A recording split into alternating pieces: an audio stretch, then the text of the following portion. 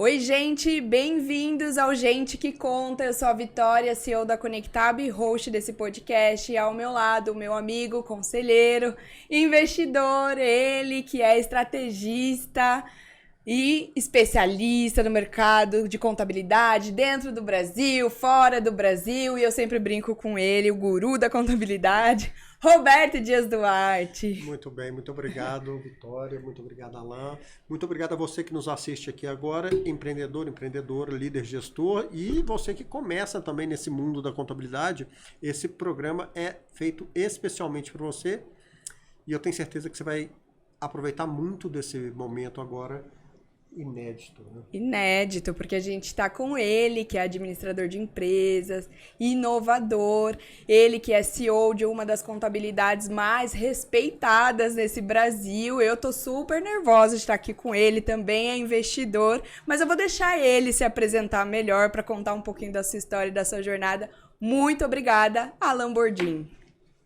Obrigado, eu que agradeço, Vitória. É uma honra estar aqui com você, com o Roberto. Prazer, né? Estar junto com vocês aqui no podcast. Gente que conta. Espero que eu possa contar boas histórias, que a gente possa se divertir aqui. Como você falou, eu sou Alain Bordin, tenho 43 anos, sou formado em administração de empresas, enfim, fiz contabilidade também, fiz um monte de outros cursos aí que não vêm exatamente ao caso, mas fui me especializando ao longo da minha carreira em gestão. Hoje sou CEO e sócio da Bordin, que foi uma empresa fundada pelo meu pai, eu sou a segunda geração, então a gente teve todo aquele... passar por todo o processo de sucessão que muitas empresas do setor passam, né, que não é um processo simples, então a gente vê no mercado da contabilidade, Roberto vê isso no dia a dia, empresas na segunda, terceira geração, né, que é um orgulho para todo mundo, né, um mercado, acho que a primeira coisa importante dizer que o mercado resiliente, né, a contabilidade é um mercado resiliente, então, enfim...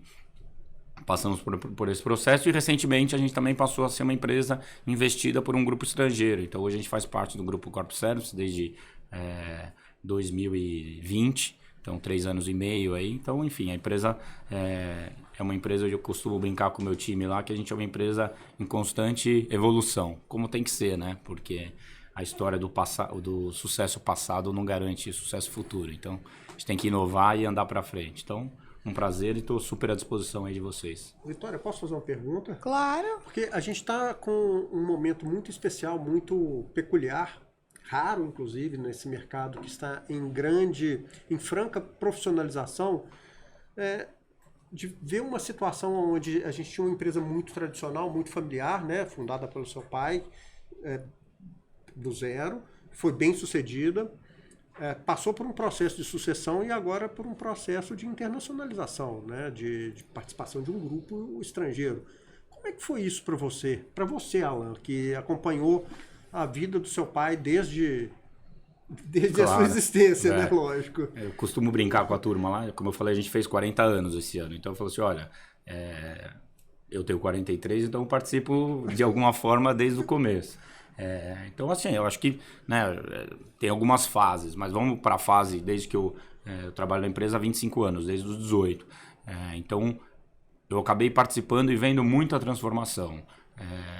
Felizmente, por exemplo, o processo sucessório nosso, aconteceu de uma forma meio que natural, né? Então, a gente não teve, sabe, grandes traumas, atritos, enfim, coisas que fossem complexas. Seu pai planejou isso? Eu acho que ele planejou, bem planejado na cabeça dele, mas quando a coisa acontece também para o fundador, não é um sentimento fácil, né? Então, também eu acho que a gente tem que ter a inteligência emocional de saber que uma empresa para um fundador é como se fosse um filho. É uma relação realmente muito diferente da minha relação com a empresa, obviamente, apesar de amar o que eu faço e tudo mais, mas é diferente. Então, acho que foi um processo muito bem conduzido por ele. E, obviamente, ninguém faz nada sozinho. Então, as pessoas, os profissionais que estavam ao lado também entenderam esse processo sucessório, apoiaram ele, apoiaram a empresa e me apoiaram, que foi muito importante.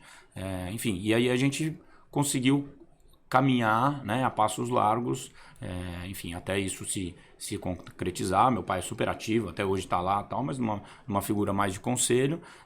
E a questão, enfim, da internacionalização, acho que a gente enxergou lá atrás que o mundo estava se transformando do ponto de vista digital, né? A tecnologia veio para ficar, e a contabilidade não está fora disso. Se a gente pegar, né, você que é um especialista nisso, se a gente pegar os rankings mundiais de profissões, contador sempre aparece lá no top 5 como uma profissão que pode ser disruptada a qualquer momento. Mas que contador é esse, né? Então, na minha visão, é o contador aquele, talvez o guarda-livros. O guarda-livros, o burocrático no Brasil, exatamente. Então, a gente foi caminhando para esse lado de transformação digital. E aí, as coisas vão acontecendo e acho que a entrada da Corpay com a gente veio justamente nesse momento. Alan, aproveitando que esse episódio a gente vai falar sobre cultura organizacional, teve mudança de cultura nesse cenário, passando do seu pai para você e até mesmo agora nesse novo cenário de vocês? Eu diria para você que eu acho que não teve mudança, eu acho que teve adaptação de cultura, né? Porque a cultura de uma empresa se constrói ao longo do tempo. Então, desde quando, sei lá, era meu pai 3, 4 funcionários, quando você tem uma empresa menor, o que é uma empresa super humana, todo mundo se conhece e tal. Então, essa característica de ser uma empresa humana a gente nunca perdeu, né? Graças a Deus, acho que é um grande ativo nosso. Então, isso a gente manteve durante o processo sucessório e mantém hoje. Então, quando você participa de um processo desse de M&A, você tem que colocar algumas coisas dentro do que são, né, valores e coisas importantes. E para nós, o nosso time é o fundamental. A Bordin é uma empresa de pessoas. Todo o resto que vem, aí podemos discutir, mas é uma empresa de pessoas. E tem alguém na equipe que está até hoje com vocês? Tem alguém que é mais antigo que você na empresa?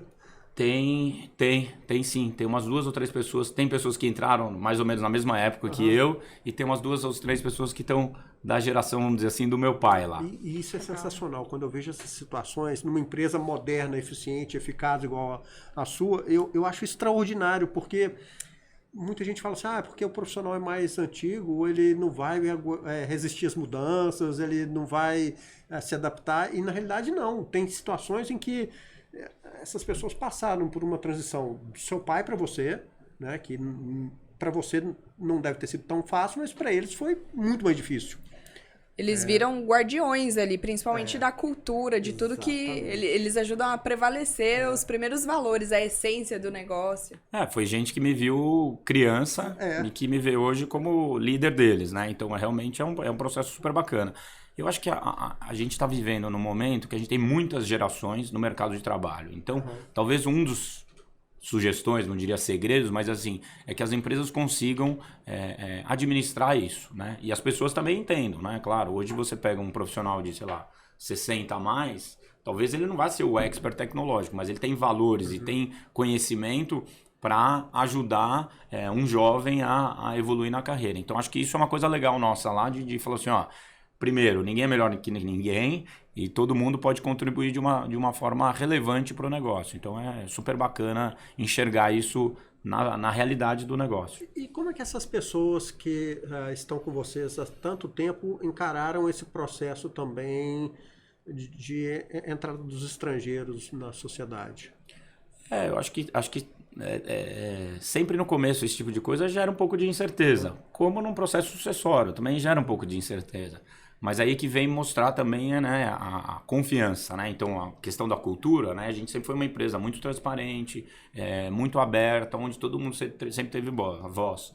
Então, quando a gente comunica que isso acontece, enfim, as pessoas, apesar de gerar esse tipo de, vamos dizer assim, algum sentimento de insegurança, de ansiedade, elas têm plena confiança na liderança. E eu acho que é isso que faz com que as pessoas acreditem nisso. Então, a história, né? O gringo tem aquela história do walk the talk, ou do liderar por exemplo. Isso é uma coisa que a gente leva na veia. Então, assim, e aquilo que a gente falou que ia acontecer, vem acontecendo, felizmente. Então, acho que é mais uma prova de que realmente o relacionamento e a confiança valem a pena, né? Legal. Alan, eu já vi você falando algumas vezes que vocês têm lá dentro da Bordin 3, 4 gerações trabalhando ao mesmo tempo, que é uma foto do mercado de trabalho hoje mesmo. Vocês fazem isso de forma intencional ou acaba acontecendo? Faz parte da cultura de vocês essa diversidade ou é alguma coisa natural que acontece lá no dia a dia? Eu acho que faz parte sendo natural. Tá. É isso, né? Então, tá lá desde o começo, então todo mundo tem o seu valor. É claro que ao longo da jornada, algumas pessoas, né, vão ficando pelo caminho, porque às vezes talvez aquilo não faça mais sentido, ou pela empresa ou pela próxima pessoa. Mas essa cultura de diversidade, seja etária, enfim, seja dos outros tipos que se fala tanto hoje, sempre foi o nosso DNA. Para você ter uma ideia, a gente tem mais de 70% do nosso time, há muitos anos, mulheres, né? A gente tem mais de 50% há muitos anos de líderes mulheres, né? Sem contar de outras coisas, enfim. Mas, enfim, são exemplos de coisas que já acontecem na nossa empresa há muitos anos e é uma coisa que deixa a gente realmente muito, muito feliz e gratificante. Isso aqui é muito interessante também, né? Porque a cultura, ela tem que ser natural. Sim. Quando você começa a ter que brigar com as pessoas para elas levarem em consideração um valor que é seu, significa que a sua cultura não está bem estabelecida e estruturada dentro da empresa, né? Eu costumo dizer que DNA é no sentido da palavra. Ou a gente tem ou a gente não tem. Não adianta, por exemplo, eu sempre dou em palestra e falo isso.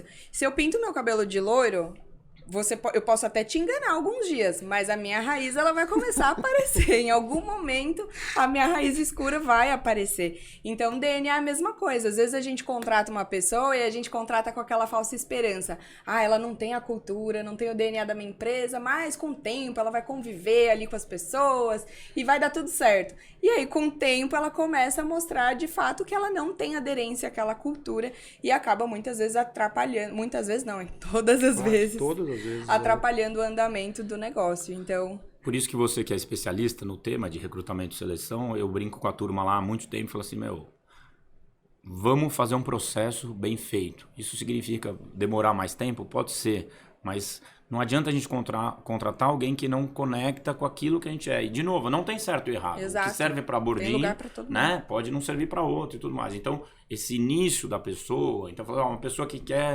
não quer trabalhar numa empresa que, entre aspas, é focada em gente, que quer trabalhar sozinha, que talvez não seja o melhor perfil para a gente. Então, né, esse investimento que se faz desde o início lá do processo de recrutamento e seleção, a chance de êxito, né, é muito maior quando bem feito. Então, às vezes surge um cliente novo, começa aquele atropelo, como é que a gente vai fazer? Fala, gente, calma, a gente precisa colocar aqui, entender aonde a gente está. Então, são coisas também que a gente vai aprendendo ao longo do tempo, né? Enfim, não tem receita de bolo para isso. Eu queria entender um pouco da tua jornada. Em que momento que você começou a pensar em gestão de pessoas, né? Assim, já era uma coisa natural sua ou teve algum momento de virada de chave, de começar a olhar um pouco mais para isso? Bom, eu amo pessoas, então eu sou um cara que gosto de me relacionar, enfim, seja no trabalho, fora, enfim, isso eu acho que o networking, né, Roberto, pra gente que é, né, mais old school, a gente sabe o quão importante é ter isso na nossa vida. Enfim, já saiu aí os estudos de Harvard, que hoje todos se falam, né? Que isso até gera uma questão, um dos fatores principais de longevidade na nossa vida é relacionamento. Eu acho que a gente tinha aquela cultura um pouco do gestão de pessoas ser visto mais como um departamento pessoal, um departamento de processamento de dados, informação e tal, e isso foi se quebrando. Então, acho que se eu puder te dar uma data, eu acho que talvez desde os anos 2000, quando veio aquela loucura, né, do bug do milênio, ninguém sabia o que vai acontecer e tal. Talvez ali a gente começou a olhar de uma outra forma a gestão de pessoas e desde então, sei lá, por exemplo, mais de 10, 15 anos a gente tem uma universidade corporativa, a gente incentiva o desenvolvimento da pessoa. Tanto que é um valor nosso super importante. E até pessoas que não curtem muito essa questão de desenvolver, de se desenvolver, de estudar, a jornada delas acaba sendo menor dentro da nossa organização. Exato, acho que vale também, né, Roberto, a gente frisar que cultura não tem certo e errado, o Alan falou isso, tem lugar para todo mundo no mercado de trabalho.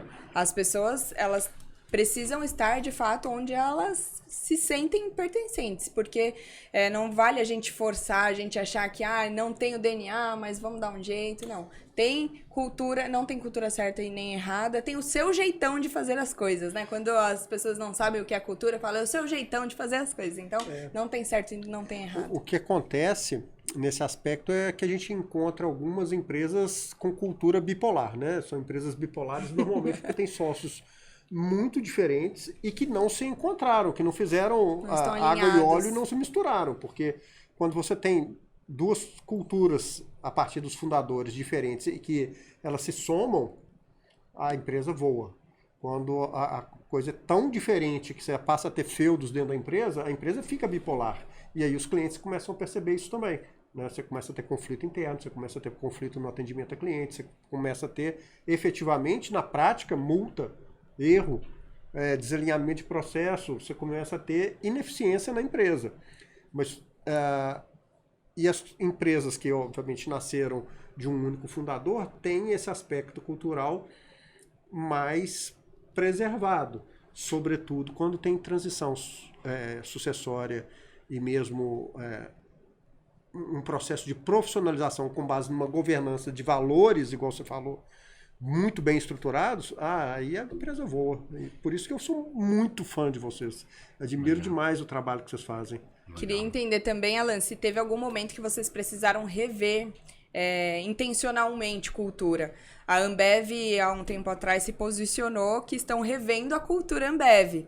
E o melhor de tudo, que eu achei o posicionamento muito bom, porque eles disseram, não é que a gente está negando a nossa cultura até aqui, muito pelo contrário, o que trouxe a gente até aqui foi a nossa cultura, essa cultura mais agressiva.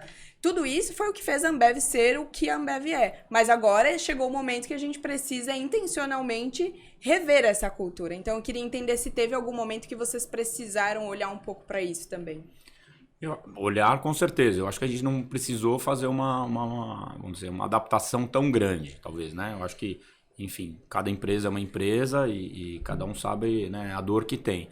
Eu acho que a gente, que ao longo do tempo, teve que ir se adaptando. Eu acho que a gente tem agora, recentemente, né, um exemplo muito forte disso é a pandemia, né? A gente era uma empresa de trabalho presencial, como a maioria das empresas do nosso segmento. Talvez tivesse aí uma flexibilização ou outra, mas enfim, não era uma cultura, parte da cultura da empresa, o home office. Uhum. Eu acho que do mercado, Roberto, você conhece bem, nós somos uma das poucas empresas do nosso tamanho que a gente ficou mais de 2 anos 100% home office. Aí você fala, pô, mas então como é que foi isso? Aí mostra também como a nossa cultura é forte de conectar a relevância que as pessoas têm para o nosso negócio, né? Então a gente preferiu, de alguma forma, né, proteger os nossos profissionais e, obviamente, família, entorno, e criar uma nova forma de trabalho. Então, a gente acabou de rever isso, enfim, faz 3, 4 anos que a gente teve. E de pós-pandemia, a gente também teve que se adaptar, enfim, depois que vieram as vacinas e tudo mais e tal. Hoje a gente tem um esquema de trabalho híbrido, mas que segue realmente... Porque eu acho que, assim, nem tudo lá, nem tudo cá, né? A gente teve que, obrigatoriamente, estar em home office. A gente viu, provou e testou os benefícios do home office. Maravilhoso. Mas a gente também viu que faltaram algumas coisas, né? Claro, olho no olho, o que a gente está fazendo aqui, contar... Pô, preciso fazer um processo, uma implementação de sistema, alguma coisa, um atendimento ao cliente. Né? Os clientes adoram ir lá no escritório, olhar, conversar. Somos seres humanos, né? Temos que nos relacionar. Então, acho que talvez esse exemplo seja o mais recente de adaptação cultural para a gente. E o Roberto acho que pode falar sobre isso, mas o grande desafio dessa pandemia, acho que foi fazer cultura no home office. Não é fácil mesmo, não. Não é fácil de jeito nenhum. E é interessante que, mesmo eu, que minha vida tudo foi tecnologia, foi ligada, de certa forma, ao setor de software. Antes da pandemia, as pessoas me perguntavam assim, Roberto, mas você não pode fazer uma reunião online com a gente? Eu falava, não tem jeito, não funciona. Eu prefiro olho no olho. Mas depois eu descobri, poxa, muita coisa funciona. Claro. Muita coisa funciona.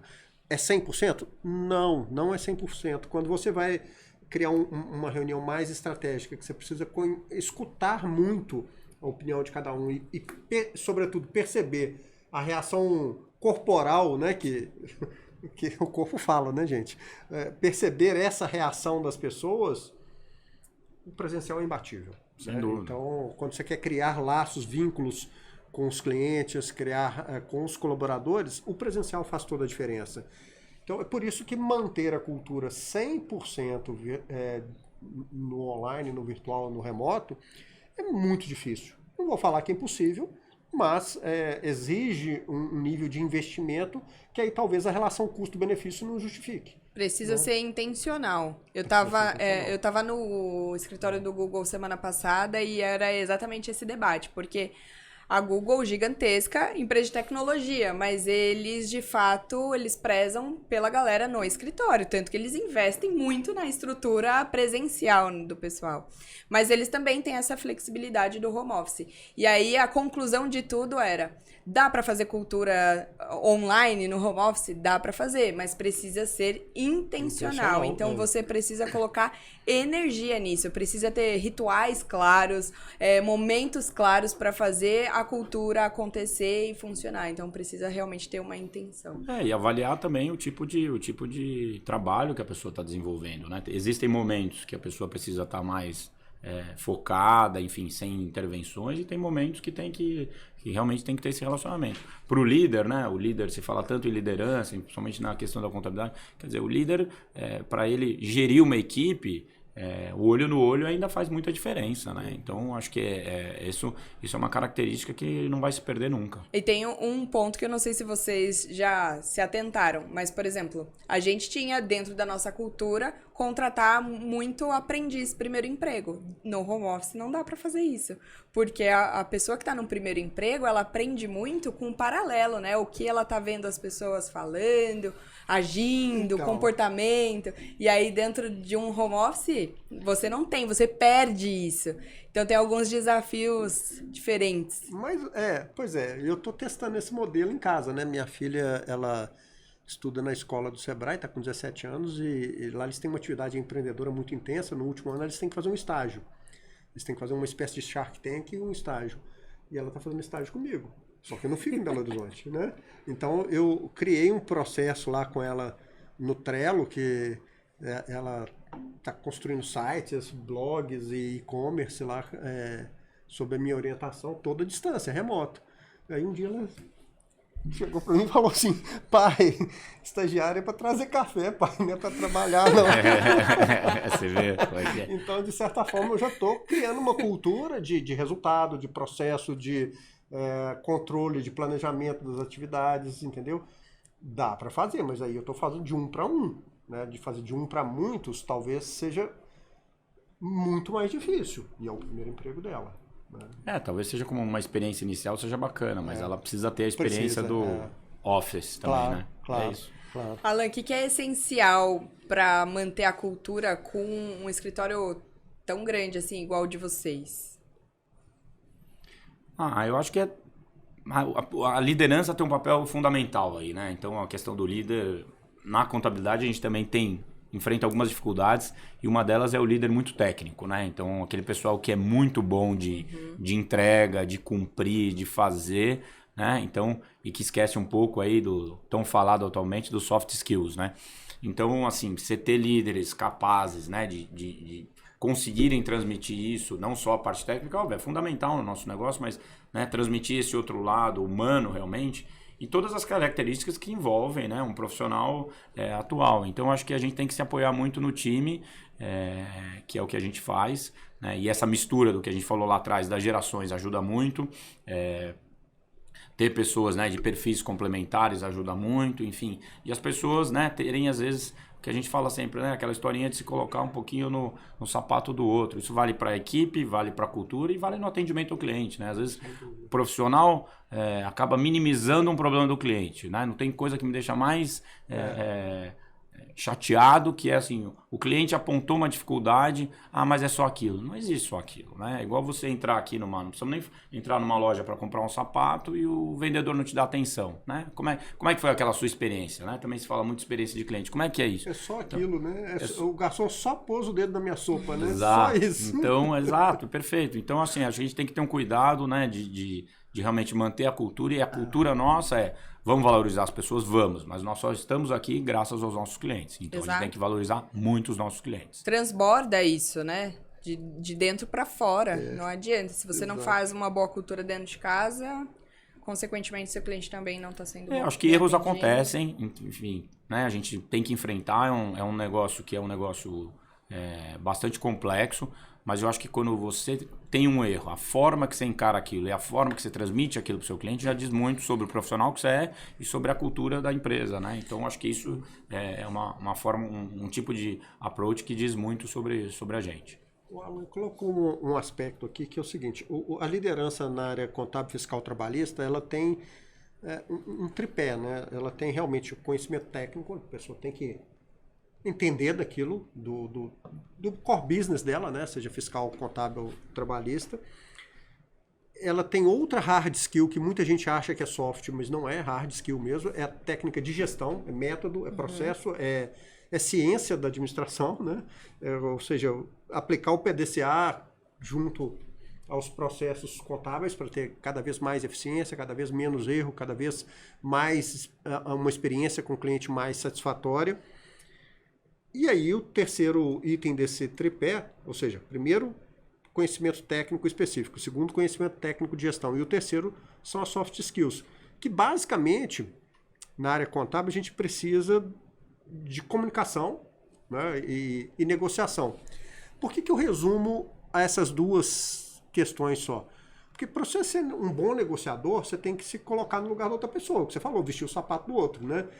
Ver aonde aperta ali, onde dói, e entender qual que é o problema dele, para encontrar uma solução que seja mediada. Isso vale para a equipe, vale para o superior e vale para o cliente. Então, o que é mais fácil aprender? Para mim, é bem claro que aprender as questões contábeis fiscais e mesmo as questões gerenciais é relativamente fácil, frente ao aprendizado da comunicação e negociação, que isso muitas vezes demora anos. Anos, né? Investimento de anos. Anos. Você sair daquilo que é a famosa zona de conforto, né? A gente está num processo bacana agora de... A gente fez uma parceria com a Fundação Dom Cabral, então a gente está num processo bacana de planejamento estratégico, enfim. E é justamente isso, né? Então, assim, a empresa, enfim, os profissionais têm várias características que são muito legais, que são coisas, mas se a gente não tiver, como profissional, como líder, esse olhar curioso de querer aprender novas coisas, novas metodologias, novas habilidades, né? A gente pode ficar aí pelo caminho, como companhia e como profissional também. Então, isso independe de idade, né? Depende de idade. E eu acho que tem um corte especial para o mercado de contabilidade, porque é um mercado que está ainda no início desse processo de digitalização. Então, ele é um mercado que já mudou muito e mudou rápido e continua essa transformação. Então, as pessoas elas precisam cada vez mais aprender e aprender a desaprender também o que elas tinham aprendido até então. Então, isso exige muito mais desse mercado. Inclusive, eu vi uma fala sua num CEO Talks falando sobre o processo de digitalização. Como que a cultura contribui para isso também? E como que é esse processo de resistência, às vezes, de quem estava acostumado lá atrás? Você falou que tem pessoas que estão com você desde o início.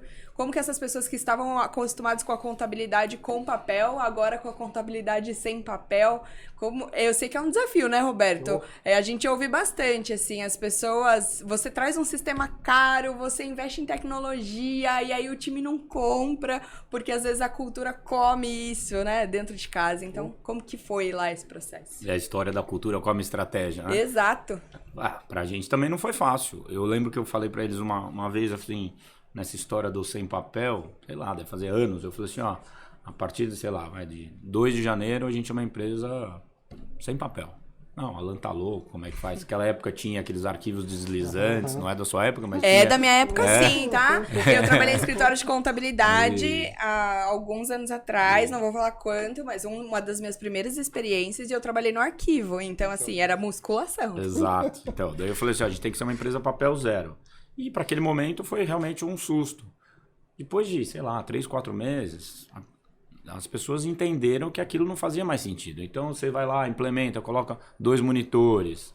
Tem coisas até mais antigas, né, de quando veio o sistema, o Excel, das pessoas utilizarem aquela calculadora com bobina. Enfim, a resistência inicial ela sempre acontece. Eu acho que invariavelmente, não com todo mundo, claro, mas com alguns profissionais. Mas aí você tem que mostrar as facilidades. Eu, por exemplo, o assunto do momento é inteligência artificial, ChatGPT e tal. Eu não sou de uma geração nativa digital, né? Longe disso. Mas eu tenho que me adaptar a isso, né? Se eu tô lá liderando e eu não der o exemplo de que a gente está vendo isso, semana passada a gente teve conversas com várias equipes lá, a gente tem um momento lá com o CEO, enfim, um bate-papo com a turma, a gente foi mostrar isso. Falar, gente, a gente precisa realmente se adaptar ao que está acontecendo. Então, não precisamos ser especialistas ou desenvolvedores. Se for, até melhor, mas não precisamos. O que a gente precisa saber é se adaptar. Então, tem uma analogia muito fácil que é, hoje a gente resolve 90%, 95% das coisas no nosso celular, no smartphone e tal. Que experiência que a gente está dando para o nosso cliente?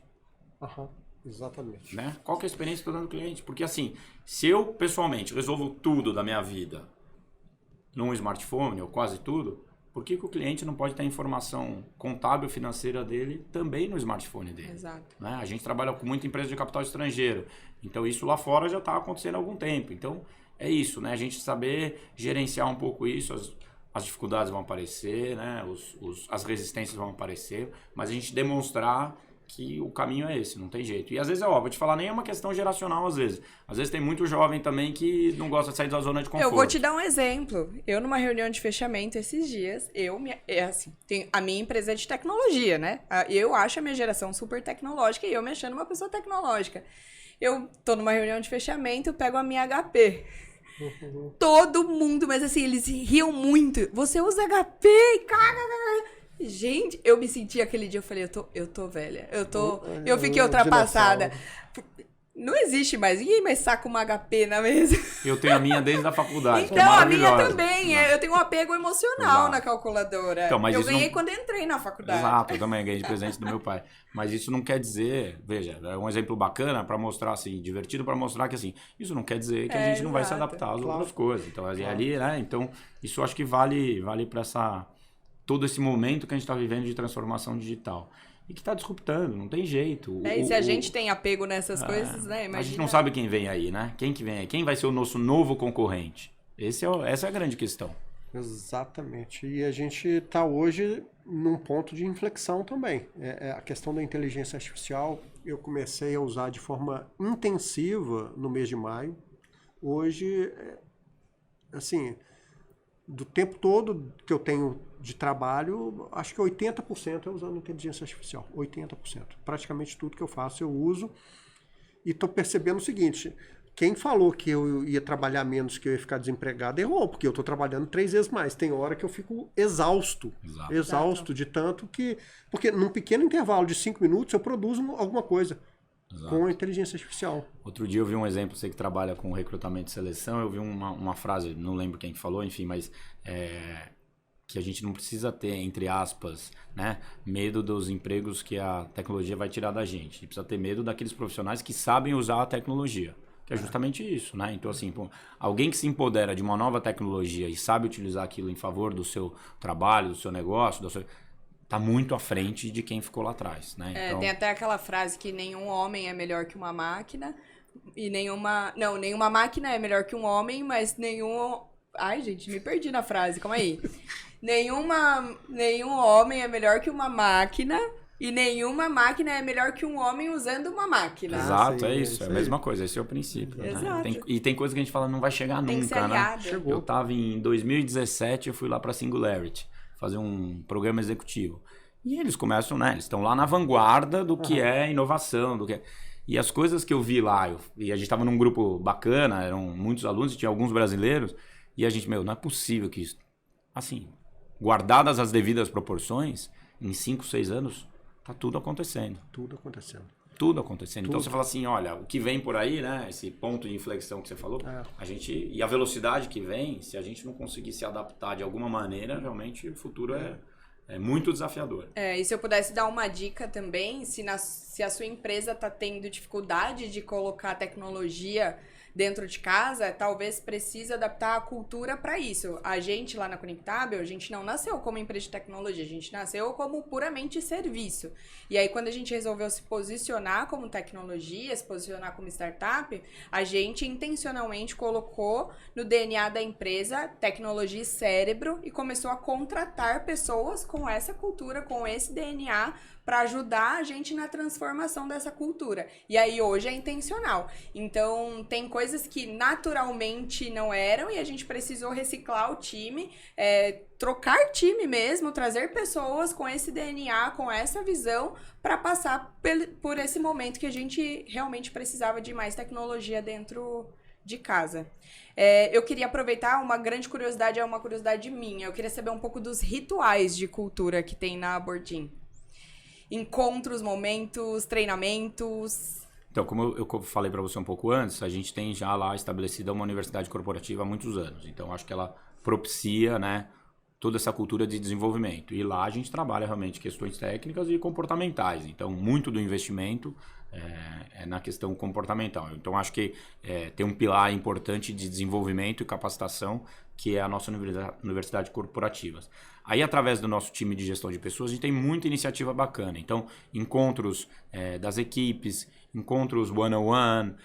A gente tem um evento que é um evento icônico na empresa, que é o Bate-Bola, que chama Bate-Bola com o Bordim, que foi um evento, que foi um movimento criado pelo meu pai lá atrás, né? Que é o momento dos colaboradores fazerem suas colocações, suas demandas, enfim, num formato legal de estar todo mundo junto. Enfim, aí tem um monte de encontros, sei lá, desde, por exemplo, aniversariantes do mês, tem uma série de rituais que a gente enfatiza. A gente foi esse ano para uma nova sede, até, enfim, para acompanhar um pouco isso que está acontecendo. Então, a gente está numa sede super bacana, no Open Space, todo mundo junto, que era um sonho nosso. Então, isso também está facilitando a integração, ajudando na cultura. As pessoas novas que entram já enxergam como é que é, ninguém tem sala, todo mundo, né? Todo mundo é igual, não tem diferença. Então, acho que são coisas bacanas que a gente tem aí que valorizam muito e fazem a gente manter e sempre desenvolver mais a nossa cultura e o nosso time. O pessoal normalmente fica achando que essa questão cultural e de rituais é algo muito abstrato, muito longe da realidade. Ou muito mimimi também. Muito mimimi, mas um exemplo simples. Festa junina. É um ritual cultural. Ele só acontece porque todo ano, na mesma data, com as mesmas músicas, com a mesma comida, com a mesma dança, com a mesma brincadeira, e isso se preserva geração a geração. Na sua empresa, se você não tem esses momentos, né, igual você falou, o bate-bola com o Bordim, desde a época do seu pai, é um ritual cultural que você preservou ao longo do tempo, não importa a gestão, não importa se é o seu pai, se é o Alan, se é o estrangeiro, exato, o próximo, claro. Ele vai se preservar, né? E isso cria cultura. Agora, o contrário também é verdadeiro. Se você quer que a sua empresa seja tecnológica, que todo mundo use a tecnologia, e você dá sinais de rituais culturais invertidos, não vai acontecer, né? Você não vai ter tecnologia. Exemplo real é o que você falou. Poxa, eu cheguei lá e falei, olha, agora daqui a 2 meses, 3 meses é papel zero. E aconteceu. Né? Se você fosse alguém apegado ao papel, nunca. Pode esquecer. Né? Mas é que tem coisas que, né, eu acho que, de novo, a gente às vezes cria muita coisa na cabeça, o ser humano, né, de muitas dificuldades, mas aí, assim, as coisas, de repente você olha para trás e fala, já passou, já nem lembra, né, daquilo que foi, nossa, como era, e aí olha para trás e dá risada, e fala assim, pô, que legal que a gente pôde evoluir, crescer. Você fez curso de datilografia também? Graças a Deus não, porque eu não fiz, mas olha, vou te falar, em casa muita gente datilografava, inclusive minha mãe, meu pai fez muita contabilidade, temos lá no nosso museuzinho, lá tem as nossas primeiras máquinas, então é isso aí, mostrar. Pois é, e a gente está vivendo um momento agora que eu costumo falar o seguinte, a gente não vai com essas ferramentas de inteligência artificial digitar mais. A gente digitava letras para formar palavras para formar ideias. Agora é o contrário. Você tem que digitar ideias e contextos para ele criar o seu texto dentro de um contexto.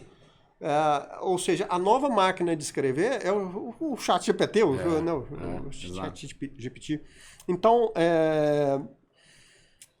começa a usar hoje. Você aí, empresário, empresária, líder, gestor, e futuro empreendedor da contabilidade, ou futuro líder do processo contábil. Começa a usar hoje, não custa nada para você, é gratuito, e você já vai aprender essa nova ferramenta que vai mudar a cultura das empresas também. Exato. Alan, qual que é o ponto cego do empreendedor em relação à cultura? Olha, eu acho que assim, às vezes, eu acho que não querer enxergar aquilo que está na nossa frente. Então, né, às vezes existe uma demanda latente e por alguma crença, alguma coisa, alguma que tenha dentro da gente, a gente não quer enxergar. E aí dói mais, né? Porque, enfim...